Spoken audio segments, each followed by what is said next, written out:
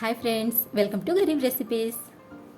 మన గరీబ్ రెసిపీస్లో ఈరోజు వీడియోలో కస్టర్డ్ ఫ్రూట్ సలాడ్ని ఎలా ప్రిపేర్ చేసుకోవాలో చూద్దాము. సమ్మర్లో కూల్గా ఇలా ఫ్రూట్ సలాడ్ని ఇంట్లోనే చాలా ఈజీగా ప్రిపేర్ చేసుకోవచ్చండి.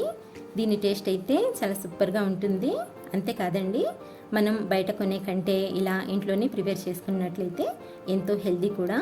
సో ఇప్పుడు ఈ క్రీమీ ఫ్రూట్ సలాడ్ని ఎలా తయారు చేసుకోవాలో ఆ ప్రాసెస్ ఏంటో లేట్ చేయకుండా చూసేద్దాము.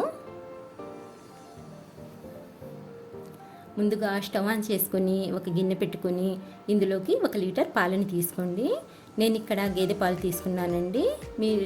మీ దగ్గర ఏ పాలు ఉంటే ఆ పాలను తీసుకోవచ్చు, ప్యాకెట్ పాలైనా పర్వాలేదు.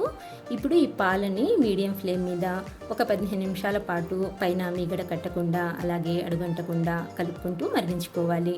ఇక్కడ చూడండి, 15 నిమిషాల తర్వాత ఈ పాలు అనేవి కాస్త చిక్కబడ్డాయి.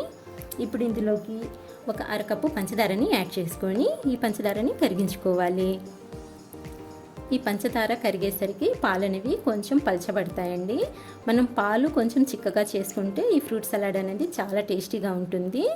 ఇప్పుడు ఈ పాలని మరో 5 నిమిషాల పాటు మరిగించుకుందాము.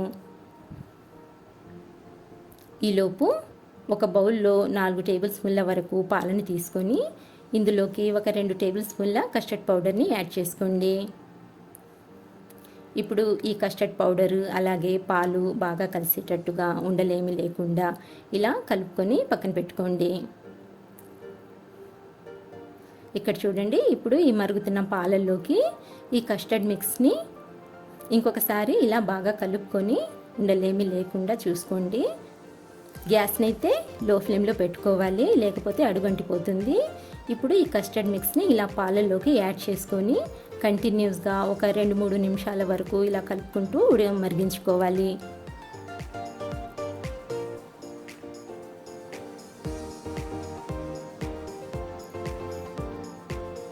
ఎప్పుడైతే ఈ పాలు ఇలా మరగడం మొదలవుతాయో ఈ కన్సిస్టెన్సీలో ఉన్నప్పుడు ఇప్పుడు స్టవ్ ఆఫ్ చేసుకొని కస్టర్డ్ని పక్కకు తీసుకోండి. ఇప్పుడు ఈ కస్టర్డ్ని పూర్తిగా చల్లారేంత వరకు ఇలా మధ్యలో కొంచెం కలుపుకుంటూ పూర్తిగా చల్లారనివ్వాలి. ఇక్కడ చూడండి, ఇది కంప్లీట్గా చల్లారిపోయిందండి. ఇది చల్లారేసరికి ఇంకొంచెం చిక్కబడింది.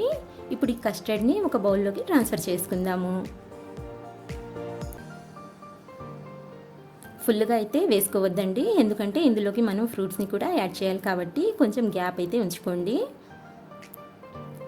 ఇప్పుడు ఈ కస్టర్డ్లోకి నేను ఫ్రూట్స్తో పాటు కొన్ని డ్రై ఫ్రూట్స్ని కూడా యాడ్ చేస్తున్నాను.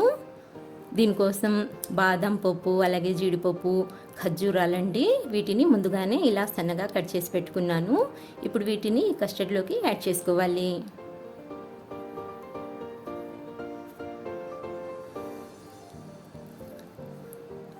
ఇలా డ్రై ఫ్రూట్స్ని యాడ్ చేసుకున్నాక ఇప్పుడు ఇందులోకి కొన్ని యాపిల్ ముక్కల్ని కూడా యాడ్ చేసుకోండి.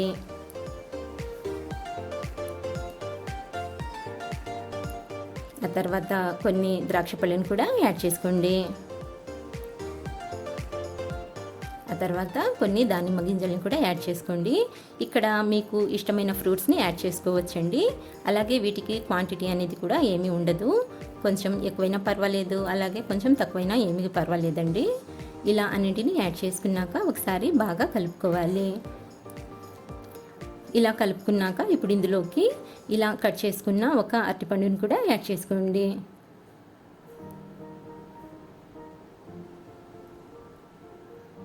ఆ తర్వాత టూటీ ఫ్రూటీ అండి. ఈ టూటీ ఫ్రూటీ టేస్ట్ అయితే కస్టర్డ్లోకి చాలా అంటే చాలా సూపర్గా ఉంటుంది. దీన్నైతే తప్పకుండా యాడ్ చేసుకోండి. నేనైతే ఇక్కడ రెడ్ కలర్ టూటీ ఫ్రూటీ అలాగే గ్రీన్ కలర్ టూటీ ఫ్రూటీ కూడా తీసుకున్నాను. ఇవి చూడడానికి కూడా చాలా బ్యూటిఫుల్గా కనిపిస్తుందండి. ఇప్పుడు ఈ కస్టర్డ్ని ఒక 2 గంటల వరకు ఫ్రిడ్జ్లో పెట్టుకోవాలి. 2 గంటల తర్వాత బయటికి తీసి ఇప్పుడు దీనిపైన మరికొన్ని డ్రై ఫ్రూట్స్ అలాగే కొన్ని టూటీ ఫ్రూటీతో గార్నిష్ చేసుకున్నట్లయితే ఎంతో టేస్టీగా ఉండే ఫ్రూట్ సలాడ్ రెడీ అండి. మీరు కూడా తప్పకుండా ట్రై చేయండి.